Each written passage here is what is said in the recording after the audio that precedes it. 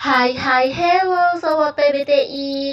Masih bersama Yati nih. But kali ini Yati masih ditemenin sama Mbak Nabila. Mbak Nabila, masih hidupkah dirimu? Masih dong Mbak Yati. Mau bahas apa lagi nih kita? Hambatannya sih jaringan. Soalnya lek nang omahku tuh jaringannya angel. Oke Mbak Yati, monggo dibahas kabeh nganti jelas. Aduh, piye iki jal Mbak Nabila ngomong bahasa Jawa. FYI nih guys, Yati nggak bisa ya bahasa Jawa. Jadi ya udah deh, tanpa memperpanjang mukadimah ya, memperpanjang waktu, Yati jelaskan aja nih buat Mbak Nabila sama sobat PBTI apa sih kelemahan ataupun hambatan dari pembelajaran jarak jauh. Keterbatasan pembelajaran jarak jauh. Sebelum kita merancang pembelajaran jarak jauh, ada baiknya kita harus mempertimbangkan sumber daya, teknologi yang tersedia, serta jangan lupa pengalaman siswa terhadap pembelajaran jarak jauh ataupun teknologi ya teman-teman.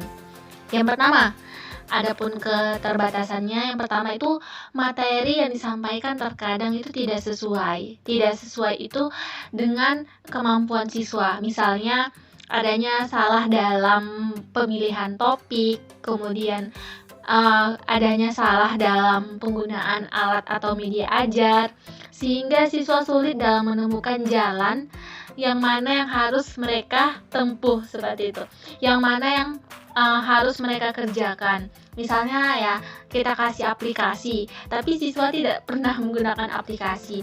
Jadi membuat kebingungan, justru malah menghambat proses pembelajaran dan materinya tidak tersampaikan dengan baik, teman-teman. Kemudian, berdasarkan buku Smalino ada hak cipta. Hak cipta ini adalah hak legal, yang mana itu filenya itu seharusnya dirancang ataupun disusun oleh guru sendiri, bukan dicomot ataupun dicopot, dipotong, ditempel dari karya orang lain, misalnya dari YouTube, kemudian dari Instagram, dan yang lain sebagainya. Dan yang ketiga itu mencari informasi, yang mana informasi yang terdapat di internet itu tidak semuanya lumrah atau semuanya benar atau valid. Dosen saya pernah menyatakan bahwa informasi yang di internet itu kebanyakan sampah dalam kata lain yang tidak sesuai dengan apa yang harus diletakkan. Seperti itu, misalnya kita mencari tentang bahan ajar, kita ambil bahan aja dari situs-situs web yang tidak valid, tidak berdasarkan sumber data jurnal, tidak berdasarkan sumber data yang valid, misalnya dari akun-akun seperti akun Kemendikbud dan lain sebagainya. Kemudian dukungan ini masih sangat minim teman-teman, khususnya dari sekolah, kemudian dari masyarakat, kemudian dari pemerintah, yang mana masih adanya kesulitan dalam mengakses informasi.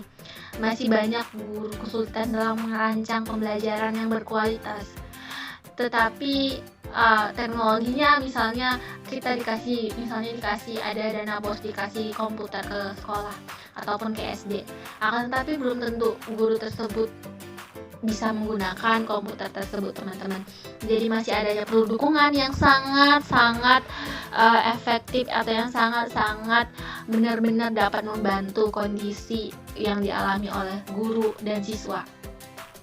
Kemudian biaya untuk pembelajaran jarak jauh tersendiri itu ya kita tahu bahwa biayanya itu cukup relatif mahal ya, yang mana banyaknya itu digunakan dalam akses internet, misalnya kuota, paket, dan lain sebagainya. Kemudian agar lebih efektif memerlukan komputer dengan kapasitas besar yang terhubung dengan internet di berbagai server file.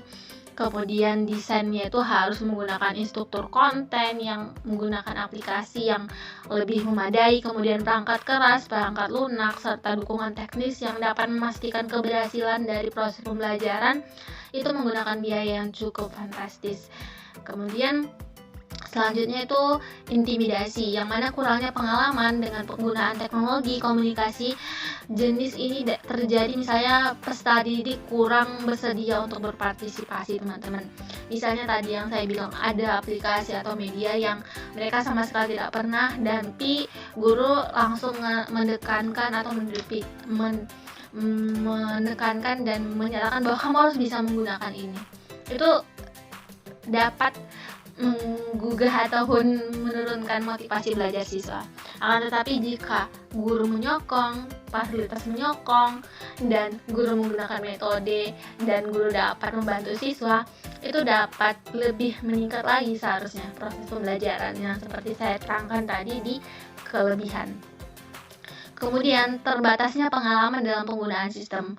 Banyak guru maupun siswa belum terbiasa dalam penggunaan dari pembelajaran interaktif, khususnya pembelajaran jarak jauh. Misalnya aja ya Google Meet dan Zoom. Awal-awal kita COVID-19 kemarin kan masih banyak ya simpang siur ataupun melebar kemana-mana bahwa sulit, ngantuk gitu kan, sulit, malas gitu. Banyak siswa yang absen, banyak siswa yang lebih memilih tidak ikut Zoom, tidak ikut Google Meet karena hal tersebut belum terbiasa seperti itu. Jadi tidak menutup kemungkinan pembelajaran jarak jauh ini juga dapat mempengaruhi proses belajar ataupun hasil belajar siswa.